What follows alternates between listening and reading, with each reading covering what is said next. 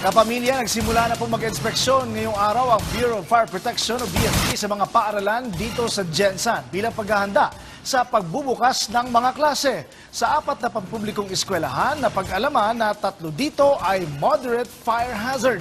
Exclusive na papatrol si Chay Tabunaway.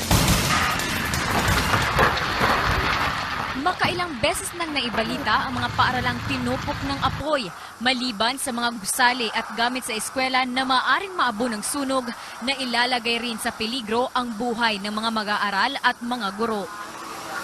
Kanina, isa-isang ininspeksyon ng Bureau of Fire Protection ang mga linya ng kuryente sa Johnny Ang National High School sa Barangay Katanggawan. Sa pag-iikot ng BFP, nakitang may mga nakatiwangwang na wirings na hindi binalot ng electrical tape. Delikado ito kapag magkadikit dahil maaaring mag-spark at magiging sanhi ng sunog. Nadiskubre rin na plangka lang ang gamit at walang circuit breaker ang paaralan. Kaya idineklarang moderate fire hazard ang paaralan. Ibig sabihin, hindi ito ligtas sa sunog. No, it's way below the standard. Wala talagang safety measures. Nauna sa electrical installations nila. Tagal na nag-exist ito nang nakaplangka lang. Dapat kasi naka-circuit breaker na tayo. Pangalawa, wala silang firefighting appliances. And then, pangatlo, wala silang fire exits. Yung principal's office, walang fire exit. Nagpasalamat naman ang principal ng paaralan na habang wala pang klase, maagapan na nila ang mali sa electrical wirings. Of course, very happy para makatake mig action kung unsang mga palit dapat palitunon, at least makapangita mig budget. Makapangita po mig sponsors. Napanatag din ang mga magulang at estudyante dahil umano sa inspeksyon ng BFP, mapapayuhan ang paaralan sa gagawing safety measures. Masaya man kami para sa mga bata yan, para safety din ang mga anak. Comfortable. Dahil alam mo naman na tinignan talaga nila ng maayos yung bawat room, na wala talagang mali sa kuryente. Bukod sa Johnny Ang National High School, idineklara ring moderate fire hazard ang Conel Elementary School at San Jose Elementary School. Low fire hazard naman ang Romana P. Acheron Elementary School.